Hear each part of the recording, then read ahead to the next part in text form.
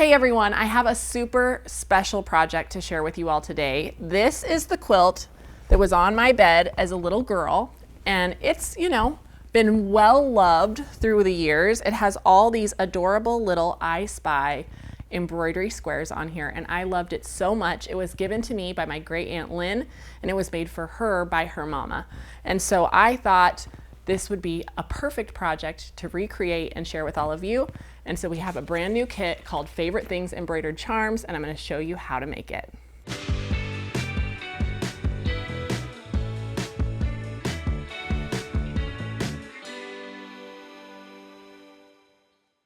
So this is the new quilt that I designed, inspired by that original one from when I was a little girl. I'm calling it Favorite Things Embroidered Charms, and I absolutely love how it turned out.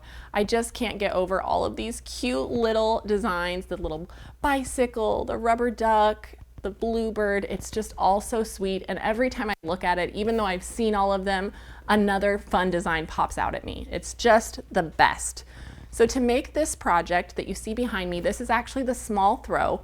The pattern has 3 sizes, a baby, a small, and a large throw, but we're going to talk about this one.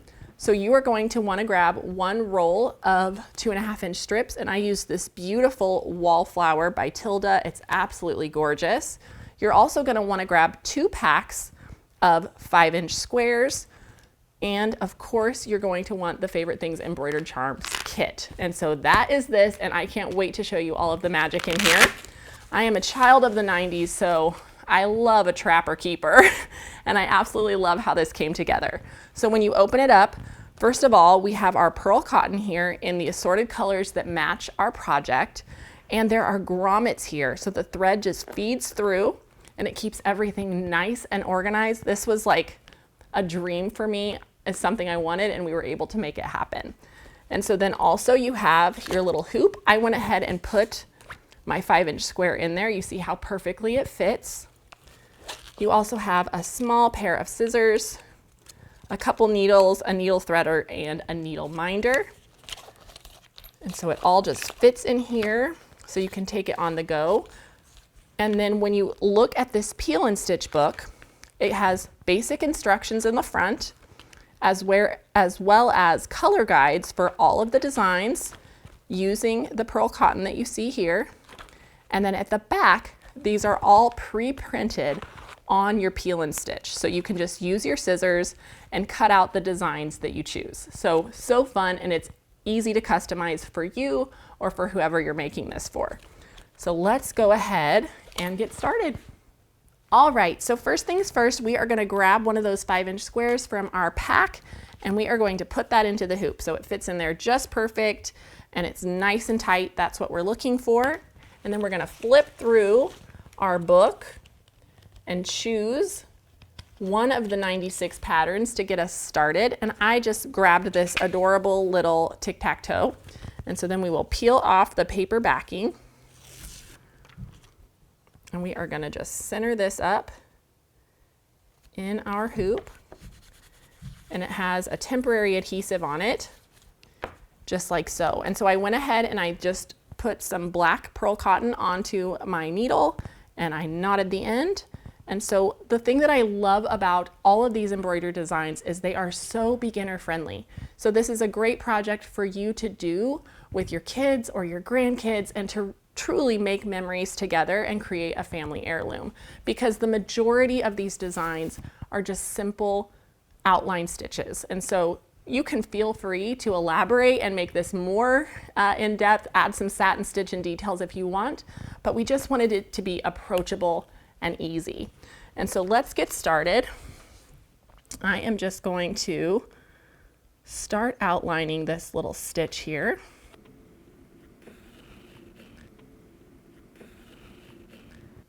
And then I will come up and do a back stitch to outline these lines. And I think because it's all outline work, you will be so pleasantly surprised at how quickly these come together. So just take your time. I'm getting ready to go on a trip, and I'm going to bring this with me and stitch on the plane. It's just so fun and so easy to bring with you. And you'll be pleasantly surprised at how soon you have this adorable stack of all these different embroidery patterns ready to go. And so then once you finish your design, you're just going to keep stitching all the way to the end. And then this is super cool because you'll just pop it out of the hoop.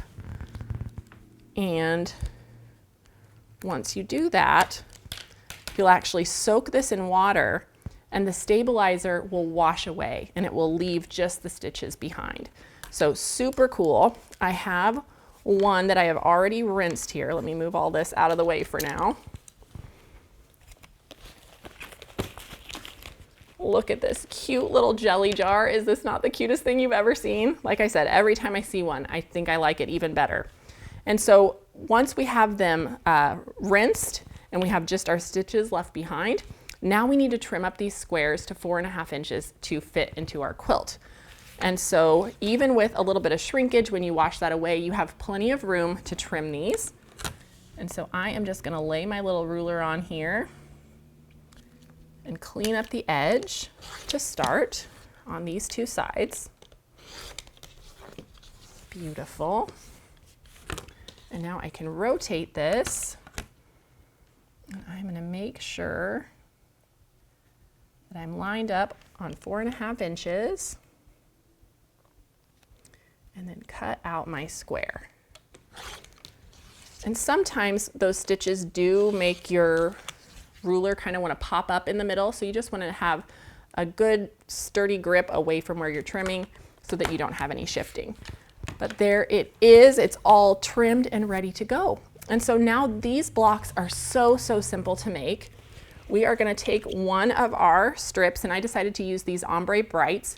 We have a couple different ombre packs that we made up just for this project because we thought they'd be cute. We have this brights collection and a pastel. So I'm going to do this one in the brights. And so for each block, you're going to need a 2.5 by 4.5 inch rectangle and a 2.5 by 6.5 inch rectangle. So I'm going to start by cutting off my selvage here. There we go. So the first cut is going to be 4.5 and then a 6.5. And I would just cut up all of my strips and just mix them up because I want the whole thing to be scrappy. So I'm just going to cut a few, and I have a few different colors ready to go already here. Let me move some of this out of the way. There we go. So I'll give this little one a press. And we'll just add these to my stacks that I already have. There we go. And so now the trick with this quilt is you're making the same block, but you have to orient your strips differently. So it's like just slight differences so that we can get this kind of spinning effect. And so you can see I need one more block that's going to be bordered on this side. So I think I'll add a yellow. No, maybe not yellow because it's going to match with a yellow here. How about this dark blue and this kind of corally color would be nice. So we'll start by adding this strip to the bottom. This is our 4.5 inch rectangle.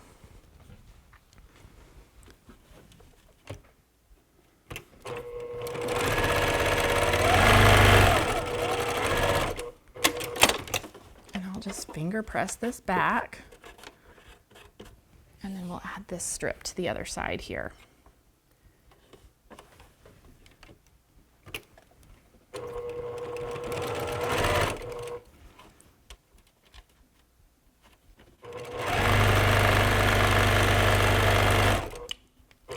Perfect.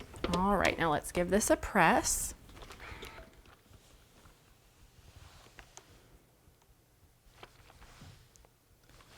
And just like so, that is how easy these blocks go together. So the only thing you do need to be careful of is that you're making equal numbers of each of these orientations of adding your strips. and it'll tell you, depending on the size you choose, how many of each one you need to make. But this is what allows this layout to work and allows all of these embroidered charms to be facing upright as you continue with the layout. So let's look at the quilt behind me. You can see here's our 4 little charms that come together in the middle. And then, how's the easiest way to show this? This little guy sets in so that they continue to be upright. And this little guy comes in on the other side so that they continue to be upright. And so you just follow the layout in the pattern and it will give you the diagram to lay all of these out and have everything facing the way you want. But it's such a simple block and simple quilt to make. All right, so to make this super clear, to make the small throw that you see behind me, you're going to make 12 blocks in each of these orientations, and you'll be able to do this layout. Now remember, there's 3 different sizes, so if you want to do the baby size, which I have right here, you would make 4 of each direction block. So I'll give you a little bit of time to just look at how cute this turned out. I love it so much. So that is the baby size. And then if you wanted to tackle the large throw, it looks like this, which is so fun. And so the thing that I love about this pattern is it gives you all of these options to decide how ambitious you're feeling to tackle this project. Whether you want to make the baby, the small throw, or the large throw, you can decide how much embroidery you're feeling up for. But regardless, you're going to have this beautiful project that's going to be an heirloom that you will treasure for years to come. I absolutely love how this turned out. It means so much to me, and it meant so much to me as a little girl to have a handmade heirloom that I got to look at and love every single day. So I hope you all will give this project a try. I really love it so much, and it has been so much fun to design and put all of this together to share with you.